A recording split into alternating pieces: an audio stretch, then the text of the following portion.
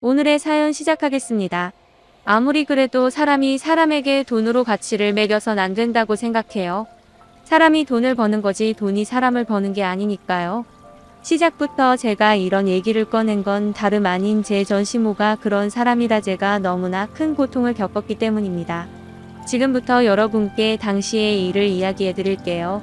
저는 평범한 전업주부였습니다. 1년 12달 대부분을 밖으로 놔두는 남편과 함께 위로는 시어머니의 시할머니까지 모시고 살았죠. 요즘은 참 드문 경우지만 남편이 집에 들어오는 날이 워낙 없고 저도 그냥 집에서 전업주부로 사느니 조금이라도 살림에 보탬이 되는 게 낫겠다는 생각에 그렇게 했어요. 지금도 그 선택에는 후회가 없습니다. 다만 문제는 시어머니였어요. 남편 없이 혼자서 아들 셋을 키우신 시어머니는 여러모로 좀 억척스러우셨습니다. 살림도 잘하시고 워낙에 바지런하셔서 손이 쉴 틈이 없는 분이셨죠. 그것 때문에 좀 고생하긴 했지만 점점 익숙해지면서 불편한 부분은 없었습니다. 문제는 시할머님이 다치시면서부터 시작됐어요. 고령이신데도 거동에 불편이 없으셨고 기력이 워낙 좋으셔서 함께 밥상까지 차리시던 분이셨는데 어느 날 밖에 나가셨다가 넘어지시면서 엉치뼈를 크게 다치셨거든요. 말로만 들었는데 연세가 많으신 분들은 그 엉치뼈를 다치는 게 진짜 크더라고요. 시할머니가 넘어진 장면을 본 사람 말로는 그냥 하다가 살짝 넘어졌다는데 이 엉치뼈가 부러져 버린 겁니다. 그 사고로 시할머님께는 큰 후유증이 남게 되었습니다.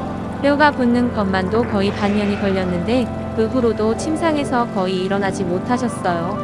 말씀으로는 다리에 힘이 안 들어가고 온몸에 기운도 없다고 하시는데 그 때문에 온종일 침대에서만 생활하실 수밖에 없었습니다. 식사도 따로 차려서 침대에 가져다 드려야 했고 화장실도 가지 못하셔서 방 안에 요강을 두어야만 했죠.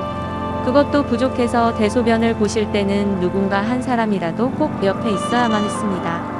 상황이 그렇게 되고 나니 시어머니도 슬슬 짜증을 내시더군요. 아휴 짜증나 저놈의 늙은이 평생을 그렇게 속썩이더니 끝까지 젖짓을 하네. 시할머님이 화장실 사용하시는 걸 돕고 나오신 시어머니가 버럭 화를 내시더니 부엌에서 설거지를 하던 제게 말씀하시더군요. 예, 너 잠깐 이리 좀 와봐라. 네. 시할머니가 쓰러지신 후에는 늘 저기압이셔서 저는 오늘도 그러겠거니 하고 갔습니다. 그런데 시어머니는 제게 파업 선언을 하셨어요. 나도 이젠 도저히 못 해먹겠다. 앞으로 할머니 모시는 건 내가 알아서 해라. 저도 할머니 모시는 게 쉽진 않았습니다. 그런데 또 하라면 못할 일은 아니었어요. 거동이 불편하시기는 해도 정말 대소변까지 받아야 하는 것도 아니었고 방까지 식사를 가져다 드리는 번거로움은 있었지만 그렇다고 일일이 먹여드려야 하는 정도는 아니었거든요. 말 그대로 때 되면 식사 가져다 드렸다가 다 드시면 내오고 하루에 서너 번 화장실 쓰시는 거 도와드리고 그게 다였어요. 그래서 전 그냥 알겠다고 말씀드렸죠. 그런데 시어머니의 파업 선언은 끝이 아니었습니다. 그리고 집안 살림도 이젠 다 너에게 맡길 테니 내가 알아서 해라. 네? 집안 살림 전부 다요? 왜? 하기 싫으냐? 아니 그런 게 아니라 지금까지 어머님이랑 같이 하던 일을 저 혼자 하려고 하니까 막막해서요. 막막하긴 뭐가 막막해. 너 들어오기 전엔 나 혼자 다 하던 일인데. 아휴 나도 이젠 더는 못해 먹겠다. 아들 셋 혼자서 키워내고 이제 좀 편해지나 싶었더니 이게 무슨 꼴이니. 하여튼 난 이제 살림 손 뗄 테니까 내가 알아서 해. 네. 그건 일방적인 통보였지만 제가 된다 안 된다 말할 수 있는 문제는 아니었습니다. 그간 시어머니가 고생하신 건 사실이었으니까요. 그런데 시어머니는 파업 선언 이후 묘하게 분위기가 달라지셨습니다. 시어머니는 원래 지독한 짠순이셨어요. 남편 없이 혼자 아들 셋을 키워야 했으니 어쩔 수 없는 선택이었을 겁니다. 그런데 파업을 선언하신 후로는 씀씀이가 훌쩍 들었죠. 파업을 선언하신 후로는 씀씀이가 커지시더라고요. 그렇다고 갑자기 다니지도 않던 백화점에 다니시거나 무슨 명품을 마구 사들이시거나 하는 건 아니었습니다. 그런 것도 사던 사람이 사는 거지 안 사본 사람이 갑자기 그런 걸 살 수는 없었죠. 하지만 고기를 먹어도 전에는 대충 수입산을 먹던 걸 갑자기 한돈이니 한우니 그런 것만 찾으시고 자잘한 생활용품을 사는데도 저는 들어보지도 못한 브랜드 상품을 사시더라고요. 그게 전부였다면 저도 그냥 모른 채 했을 겁니다. 그런데 별다른 수입도 없는 시어머니가 그런 걸 살 돈이 어디서 나겠어요. 전부 장남인 저희 남편과 다른 두 도련님이 드리는 용돈으로 하신 거죠. 그런데 씀씀이가 커지기 시작하니 노골적으로 돈을 달라고 하시더군요. 저는 아예 같이 살고 있으니 제일 심했고요. 얘, 너는 일 안 하니? 네? 저는 살림해야죠. 얘가 아직 나이 어리다고 우냐우냐 해줬더니 집에서 살림만 하는 게 당연한 줄 알아? 지나가는 사람 붙잡고 물어봐라. 요즘 너처럼 집에서 살림만 하는 여자가 어디 있냐고. 백이면 백, 죄다 당연히 맞벌이라 얘기하지. 결혼한 여자가 집안 살림하는 건 당연한 거야. 그건 일이 아니라고. 집에 들어앉아서 일 같지도 않은 일한답시고 우리 큰아들 등골 빼먹을 생각하지 말고 너도 나가서 일해라. 당장 일자리 알아봐. 네. 그런 식으로 시어머니는 주변 사람들에게 오직 돈 이야기만 했습니다. 저도 요즘 사람들 당연히 맞벌이하고 그러는 건 알죠. 하지만 이미 제게 집안 살림을 다 떠넘기셨고 거기다 일은 많지 않아도 눈을 떼기가 어려운 시어머니까지 맡기셔놓고 갑자기 일을 하라니요. 억지도 그런 억지가 없었지만 며칠을 그렇게 달달 볶아대시니 저도 어쩔 수가 없더라고요. 그래서 아름아름으로 아르바이트까지 나가게 되었네요. 그런데도 시어머니의 돈 타령은 거기서 끝이 아니었습니다. 처음에는 새아들의 용돈 문제로 시작하시더니 그 다음엔 저 그리고 마지막은 시할머니셨어요. 하루는 오전 아르바이트를 마치고 점심을 차리러 집에 들어왔는데 시할머니 방에서 큰 소리가 나더군요. 도대체 그 돈 언제까지 쥐고 계실 거예요? 어머니 그 돈 쓰실 일도 없잖아요. 다 늙은 노인네가 젊은 사람한테 재산 안 넘기고 그렇게 틀을 주고 있는 게 뭐 좋은 일이라고. 밖에 나가면 사람들이 뭐라 하는 줄 아세요? 늙은이가 죽을 때까지 욕심 부린다고 어른들이 말하는 거 아니죠? 밖에 나가면 사람들이 뭐라 하는 줄 아세요? 늙은이가 죽을 때까지 욕심 부린다고 어머니 욕해요. 요즘도 그런 시어머니가 있냐고. 나이 먹고 욕 듣기 싫으면 얼른 그 돈 내놓으시라고요. 닫힌 문 너머로 들려오는 시어머니의 목소리는 정말 소름 끼치도록 살벌했습니다. 그럴 리는 없다고 생각하면서도 시어머니 거동도 잘 못하시는데 혹시나 무슨 난 좋은 일이라도 생기는 건 아닌지 걱정이 될 정도였어요. 그래서 더 듣고 싶지 않았는데도 언제든 뛰어들어갈 수 있도록 문 앞에 서서 이야기를 듣게 됐죠. 아가, 내가 돈이 어디 있어? 나 정말 가진 거 아무것도 없다. 누굴 바보로 아세요? 어머니 자리 보전한 뒤로는 세금이며 뭐며 죄다 내가 내는데 어머니 재산이 얼마인지 내가 그것도 모를 것 같아요? 내가 하도 이상해서 이번에 큰애 시켜서 싹 다 확인해 보라고 했지. 은행에 예금 넣어둔 거랑 땅 있는 거 저 다 알아요. 그거 어머니 혼자 번 것도 아니잖아요. 먼저 떠난 저희 남편이랑 저도 거기 지분이 있다고요. 다른 자식이 있는 것도 아니면서 왜 그렇게 돈을 끝내 틀어주고 계세요? 당장 내놓으세요. 저는 처음 듣는 이야기였습니다. 금액이 어느 정도인지는 모르지만 거동도 잘 못하시는 시어머니께 그런 재산이 있다는 게 놀라웠어요. 하지만 그것과는 별개로 시할머니의 재산을 마치 자기 것인 양 내놓으라고 윽박 지르는 시어머니가 더 놀라웠죠. 그날 이후로도 시어머니는 시시때때로 시할머니를 찾아가 재산을 내놓으라고 소리쳤습니다. 거의 하루에 한 번씩은 꼭 가서 난리치셨던 것 같아요. 그럴 때마다 시할머니는 시할머니가 돈을 다 내고 그럴 때마다 시할머니는 입을 꼭 다문 채 아무런 말씀도 하지 않으셨습니다. 오죽하면 듣는 저조차도 시어머니의 써슬에 질려서 그냥 드리는 게 낫지 않으시겠냐고 말씀드릴 정도였죠. 그랬더니 시할머니께서는 참 슬픈 말씀을 하시더군요. 할머니 어차피 그 돈 쓰지도 못하시잖아요.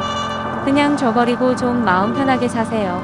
아휴, 나라고 왜 안 그러고 싶겠니. 몸이 이 지경인데. 그치만 아가, 너도 다 봤잖니. 네? 뭘요? 내 시애미 말이다. 지금도 나한테 저러는데 내가 그 돈 덥석 줘봐라. 날 사람 취급이나 하겠니? 당장 내쫓진 않으면 다행이지. 네? 설마 아무리 어머님이라도 설마 그렇게까지 하시겠어요? 돈 앞에서는 가족도 뭣도 없는 거다. 아무리 어머님이라도. 뭘요? 내 시엠이랑 나랑은 고부간이지 않느냐? 걔가 나 쳐다라도 보고 밥이라도 주는 건 다 그 유산 때문이다. 난 이 돈 살려고 쥐고 있는 거야. 할머니. 입으로는 시어머니가 정말 그러겠냐고 얘기하기는 했지만 저도 시할머니의 심정이 이해는 됐습니다. 시어머니는 누가 봐도 심하다 싶을 정도로 시할머니를 괴롭혔는데 그게 다 유산 때문이었거든요. 그런데 그 유산을 저버리고 나면 아마 남보다 못한 사이가 될 게 뻔했습니다. 가진 게 아무것도 없는 시할머니는 거동도 힘든 몸으로 길바닥에 나앉을 뻔했고요. 그런 일이 있고 난 후로부터는 제가 좀 더 열심히 시할머니를 보살폈습니다. 의탁할 곳 없는 시할머니의 사정이 남들 같지 않았거든요. 그나마 저는 가끔 속상한 이야기도 들어주고 신세한탄도 들어주는 친정아버지가 계셨지만 시할머니는 그조차도 안 계셨으니 저라도 그 이야기를 들어주자 싶었던 거죠. 그러던 어느 날 저 또한 시할머니와 같은 처지가 되는 날이 찾아오고야 말았습니다. 친정아버지가 돌아가신 거죠. 아버지가 돌아가시던 날 병원에서 얼마나 울었는지 모릅니다. 늘 뒤에서 묵묵히 제 등을 밀어주시던 아버지가 안 계시다는 생각에 너무 허망하고 허전했어요. 하지만 그런 상황에 부닥쳤는데도 시할머니는 저를 가만두지 않으셨습니다. 얘, 너 부조금 받지? 네? 부조금이요? 그래. 장례식 치를 테니 부조금 받을 거 아니니. 그거 장례식 비용만 처리하고 나머진 나다오. 네? 그걸 왜 어머니를 드려요? 너 지금 내가 그 돈 왜 달라고 하는지 몰라서 묻니? 너 결혼하고 내 집 들어와서 이바지한 게 아무것도 없잖아. 그래서 부조금이라도 달라는데 왜 꼽니? 아니 어머니, 아무리 그래도 그건 좀. 어머, 너 지금 설마 시애미 앞에 두고 주판 튕기는 거니? 아휴, 됐다. 그딴 더러운 돈 안 받고 만다. 도대체 어쩌다 시어머니가 그렇게 된 건지 이해할 수가 없었습니다. 누군들 돈이 좋지 않겠어요. 하지만 그래도 사람이면 선이라는 게 있어야 하는데 시할머니가 다친다고 하면 안 되겠지. 시할머니가 다치신 후로는 무슨 돈 귀신이라도 붙은 것처럼 오로지 돈 하는 모습이 이젠 무설지경이었네요. 그날 이후로 시어머니의 핍박은 날이 갈수록 거세졌어요. 처음엔 살림지적으로 시작하더니 나중엔 결국 또 돈 문제로 넘어가더군요. 넌 도대체 언제까지 집에서 살림만 할 거니? 돈 안 벌어 어머니, 저 그렇게 여유 없어요. 제가 하루 종일 얼마나 바쁜지 어머니도 아시잖아요. 그깟 할머니 좀 모시는 게 뭐 그렇게 바빠. 밥하고 빨래하고 청소하는 게 무슨 일이라고? 나 때는 그런 거 저런 거 다 하고 돈만 잘 벌었어. 젊은 것이 몸 굴릴 생각은 안 하고 그저 놀 생각만 하니? 사람이 사람 대접을 받으려면 이 돈을 벌어야 하는 거야. 내 시할머니 봐라. 돈 틀어지고 앉아서 밥만 축내고 있으니 이 사람 대접을 못 받는 거 아니니? 너도 그렇게 되기 싫으면 가서 아르바이트라도 해. 네. 대답만 하지 말고 오늘 당장 일자리 알아봐. 하여튼 남의 등골 빼먹는 인간이 집 안에 두 년이나 있으니 아주 엉망이야 엉망. 그렇게 저는 갑자기 일자리를 알아봐야 하게 되었습니다. 사실 일자리가 없어서 일을 하지 않았던 건 아니었어요. 그저 집안일이 너무 많아서 할 수가 없었을 뿐이죠. 무엇보다 시할머니는 시시때때로 옆에서 수발을 들어주는 사람이 있어야 하는데 제가 일을 나가버리면 화장실 가는 것도 어려우실 거라는 걸 뻔히 아는 상황에서 마냥 일하러 나갈 수만은 없었습니다. 하지만 시할머니를 걱정하는 것만큼 시어머니의 등살도 너무 심해서 결국 일자리를 구할 수밖에 없었어요. 대단한 일은 아니었고 오전에만 잠깐 하는 아르바이트식의 일이었는데 돈은 얼마 되지 않았지만 그나마 시할머니를 돌보면서 할 수 있는 거의 유일한 일이었습니다. 물론 그마저도 받은 월급 대부분을 생활비라는 명목으로 시어머니가 가져가셨지만요. 사정이 그렇게 됐는데도 저는 어디 하소연할 곳도 없었습니다. 친정아버지는 돌아가시고 남편은 말 그대로 남편이라 죽어도 제 편은 안 들고 시어머니 편만 들었죠. 그나마 시할머니와 서로 속상한 이야기를 하는 게 전부였지만 그렇다고 상황이 나아지는 건 아니었네요. 그러다 둘째 도련님이 결혼하고 연달아 막내 도련님까지 결혼하면서 상황은 더욱더 악화되었습니다. 사실 두 도련님이 결혼을 준비할 때부터 어느 정도는 예상을 하고 있었어요. 손바닥만한 사업을 하며 전국 각지를 돌아다니는 제 남편과는 달리 두 도련님은 다 똑똑하고 잘 나갔거든요. 둘째 도련님은 무슨 스타트업의 임원이라고 했고 막내 도련님은 변호사였습니다. 별로 잘 나가지도 않는 큰아들과 결혼한 저한테도 그랬던 시어머니가 잘난 두 아들 결혼시킬 때는 오죽하셨겠어요. 저는 무슨 들어보지도 못한 브랜드를 줄줄이 읊으면서 이 정도도 못 해오면 결혼 못 시킨다라는 식으로 예비 동서들에게 은근히 압박을 넣으셨죠.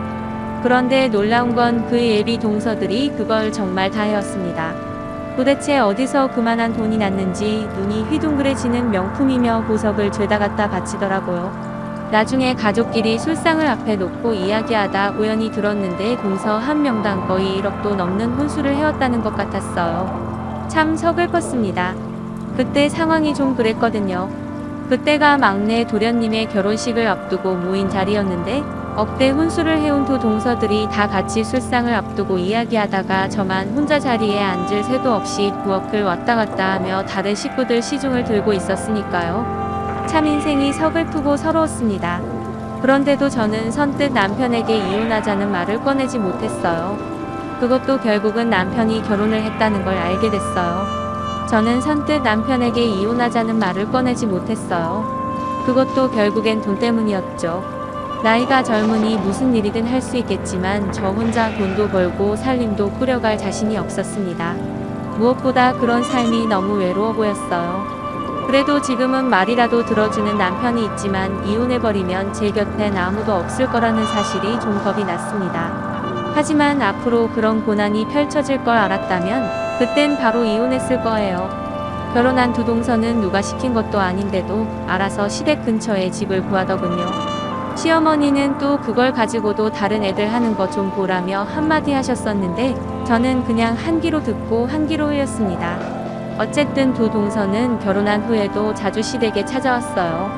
시어머니가 자주 보자고 한 탓도 있었지만 그보다는 저희 집에서 이것저것 가져갈 생각이었던 것 같더라고요.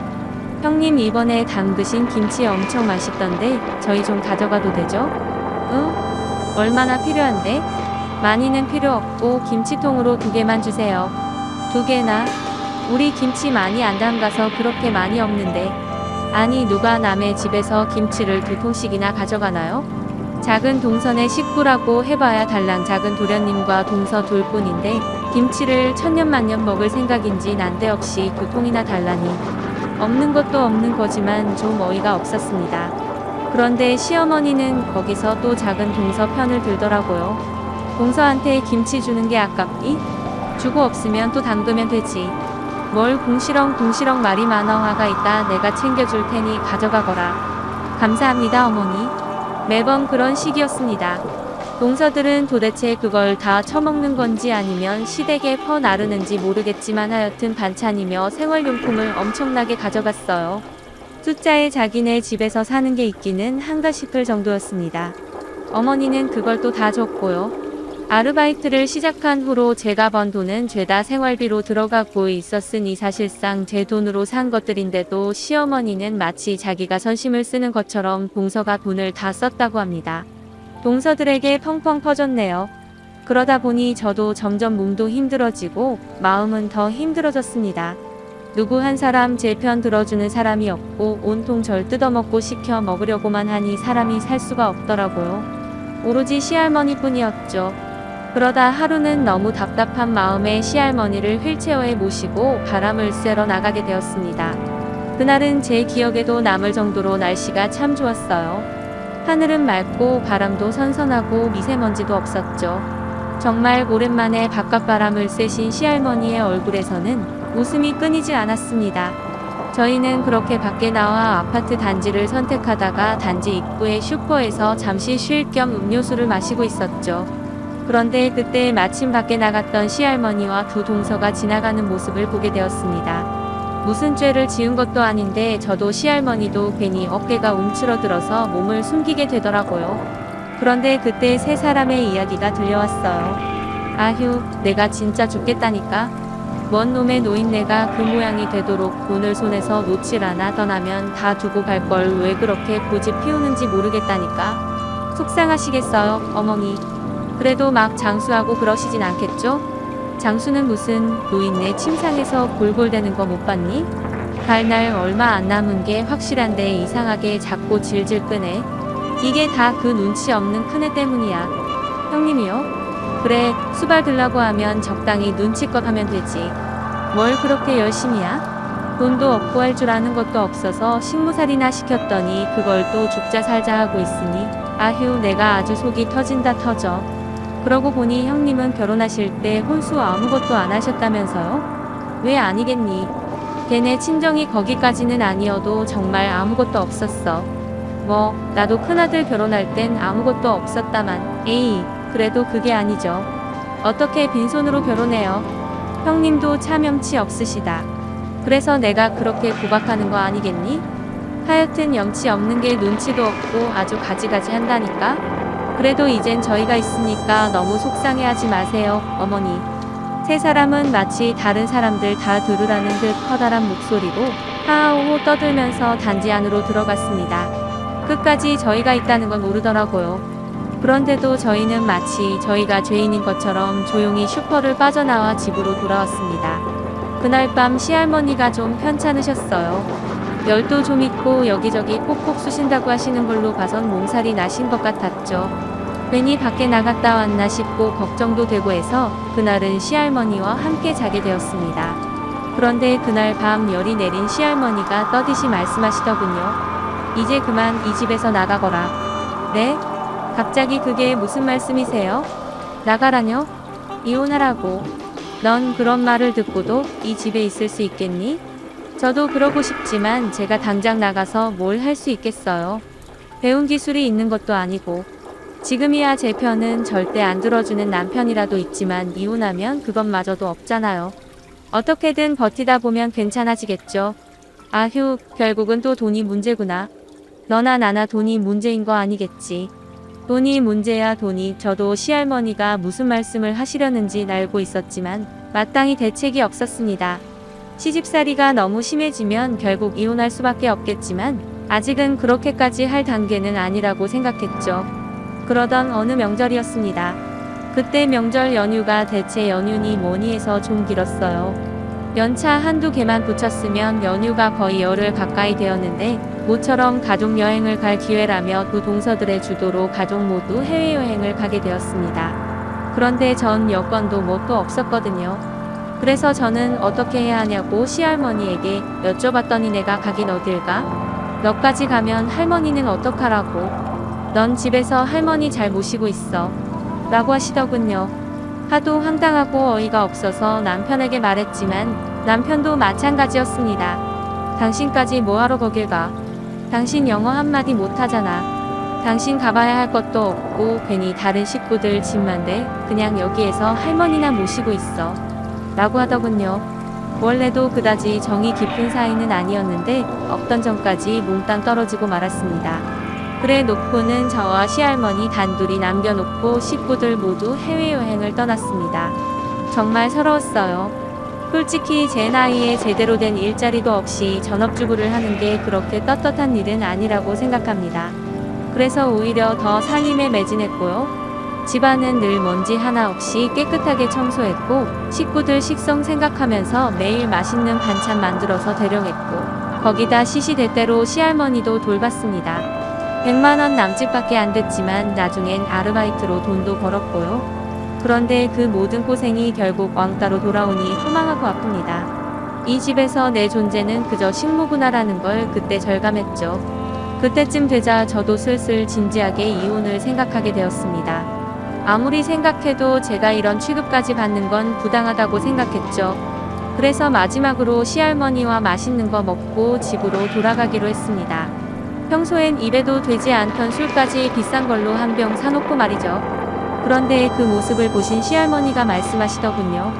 시할머니는 그 모습을 보고 저는 그동안 어떤 일들에 대해 어떻게 생각했는지 궁금했죠. 평소엔 입에도 되지 않던 술까지 비싼 걸로 한 병 사놓고 말이죠. 그런데 그 모습을 보신 시할머니가 말씀하시더군요. 결국 이혼하기로 한 게냐? 네, 지금까지는 어떻게든 참았는데 이제는 더 못 참겠어요. 가진 것 없고 배운 것 없는 사람이지만 이렇게는 더 못 살겠어요. 죄송해요, 할머니. 아니다. 난 진지게 너 이혼하길 바랐는데 결정을 못 내리길래 얼마나 답답했는지 모른다. 잘했다. 그런데 전화 가고 나면 할머니는 어떻게 하죠? 나야 곧 갈 텐데 뭐 나 신경 쓸 것 없다. 내 앞길이나 신경 써 어떻게 그래요, 할머니? 그러지 마시고 저랑 같이 가시면 어때요? 뭐? 지금도 저 살림하고 할머니 모시고 일도 다니잖아요. 앞으로도 그렇게 하면 돼요. 살림은 좀 따뜻하겠지만 저 자신 있어요. 아이고 이혼하겠다는 것이지 앞길 챙길 생각이나 할 것이지. 시할머니는 제 걱정이나 하라고 하시면서 눈가를 붉히셨습니다. 그렇게 처지가 어려운 저희 두 사람은 모처럼 밤늦도록 이런저런 이야기를 나누었죠. 그리고 바로 다음 날 저는 모아둔 쌈짓돈을 털어 변호사를 찾아갔습니다. 그리고는 이혼 절차 일관에 물었고 변호사의 도움을 받아 연휴 기간 동안 필요한 것들을 준비했습니다. 그리고는 여행을 떠났던 남편이 돌아오자마자 이혼 서류를 내밀었어요. 뭐? 이혼? 그래, 나 아무것도 필요 없으니까 그냥 합의 이혼으로 해. 위자료고 뭐고 다 필요 없으니 이혼하자는 말에 남편은 오히려 반색하며 좋아하더군요. 더 가관인 건 시어머니였습니다. 그래도 영 눈치가 없는 건 아니었구나. 잘 생각했다. 하루라도 빨리 갈라서야 우리 둘이 결혼할 수 있겠지. 우리 큰아들 세장가 같이. 얼른 도장 찍어라. 찍어. 그러다 시어머니는 문득 생각났다는 듯 시할머니 얘기를 꺼내더군요. 아휴, 너 나가면 할머니 누가 돌보니? 예, 이혼하는 김에 할머니도 모시고 가라. 너 사람 정이라는 게 무서운 거다. 그간 든 정이 있는데 이혼한다고 할머니 두고 가면 벌받아. 참, 사람이 어떻게 그렇게 끝까지 모질게 굴 수 있는 건지. 제가 이혼하면 아무것도 없다는 거 뻔히 알면서 거기다 시할머니까지 모시고 가라고 존경하는 시어머니를 보니 정말 기가 차서 말이 안 나올 지경이더군요. 하지만 저는 이미 생각해둔 게 있었습니다. 네, 할머니는 제가 모시고 갈게요. 근데 저 이혼 절차도 밟고 나가서 살 집도 구해야 해서 바로는 못 모시고 나가요. 설마 내가 그 정도 이해도 못하겠니? 얼른 이혼 절차 밟고 집이나 빨리 구해라. 정리되자마자 할머니 모시고 가고. 자기도 큰 기대 없이 던져본 말일 텐데 제가 덥석 시할머니를 모시겠다고 하니 시어머니의 얼굴은 웃음이 터지기 일보 직전이었습니다. 정말 좋아 죽더라고요. 그 표정을 보니 괜히 더 구화가 치밀었지만 앞으로의 일을 위해 이 악물고 꼭 참았네요. 그렇게 저는 남편과 이혼하고 시할머니와 함께 살 집을 구했습니다. 그리고는 곧바로 시할머니를 모셔오기 위해 전시댁을 찾아갔죠. 거의 한 달 만에 뵌 시할머니는 그새 볼살도 쏙 빠지고 안색도 안 좋으셨어요. 그 한 달 사이에 전시모가 어떻게 했을지 안 봐도 눈에 보이는 것 같더군요. 저는 얼른 휠체어에 할머니를 모셨습니다. 그런데 그때 전시모가 넌지시 물어보더라고요. 살 집을 구했다고? 네, 서울에 25평짜리 아파트 하나 장만했어요. 그러자 시모의 눈이 휘둥그레지더군요. 뭐? 내가 돈이 어디 있어서 그런 말을 해? 뭐? 내가 돈이 어디 있어서 그런 집을 구해? 너 설마 월세니? 제가 왜 월세를 살아요? 돈 주고 샀어요. 뭐? 샀다고? 설마 이혼했다고 집 한 채에 살 돈도 없을 줄 아셨어요? 저 돈 좀 있어요. 제가 전 시모에게 핀자를 주자 휠체어에 앉아 계시던 시할머니가 거두셨습니다. 그러게 마음 좀 곱게 쓰고 살지. 이거다. 내가 이것보다 조금만 더 잘했어도 지금 사는 집은 넣어줬을 텐데. 아주 끝까지 악독한 연 시할머니의 말을 듣는 전 시모의 눈동자가 바르르 떨리더군요. 그래서 제가 친절하게 설명해 주었습니다. 할머니께서 재산을 전부 저한테 증여해 주셨어요. 지금 사시는 아파트도 제 거고요. 뭐라고? 저는 현실을 받아들이지 못하는 전 시모에게 서류 봉투 하나를 건넸습니다. 시할머니가 제게 증여하신 재산과 증여 서류 4번이었죠. 자세한 내용은 거기 다 들어있으니 확인하세요. 할머니, 저희는 어서 가요. 제가 집에 맛있는 거 많이 해놨어요. 그래. 에이, 여기 턱 안 좋은가? 여기 있으니까 삭신 있으시는구나. 그리고는 봉투를 든 채 눈이 뒤집혀 있는 시모를 뒤로 안 채 집으로 돌아왔습니다. 가족들이 해외여행에 가 있는 동안 저와 시할머니는 변호사의 도움을 받아 이혼 절차와 함께 재산을 넘겨받는 작업을 했어요.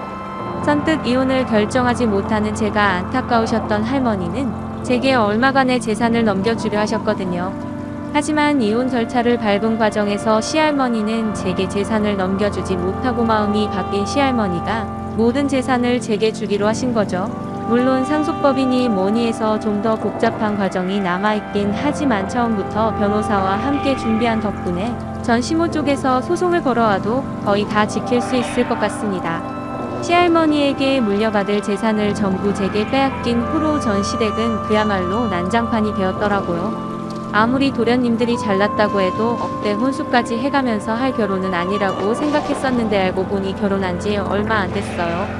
그래서 저는 시할머니가 제게 재산을 넘겨주지 못하고 아무리 도련님들이 잘났다고 해도 억대 혼수까지 해가면서 할 결혼은 아니라고 생각했었는데 알고 보니 결혼하기 전부터 시할머니의 재산을 자기들의 재산처럼 얘기해서 성사된 결혼이었더라고요.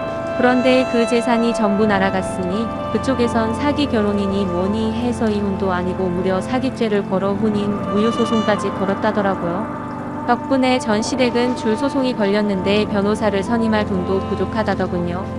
그 후로 시간이 꽤 지났네요. 그 사이 전 시댁에서 건 소송은 어찌어찌 잘 마무리되었습니다.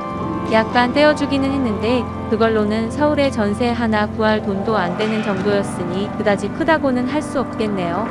그마저도 전 동서들과의 소송에 다 털어놓은 것 같았고요. 시할머님은 돌아가셨고 이제는 저 혼자 살고 있습니다. 또다시 저는 혼자가 되었지만 이젠 좀 더 적극적으로 살 생각입니다. 그게 돌아가신 시할머니의 유언이었으니까요. 그럼 오늘도 함께 읽어주셔서 감사합니다.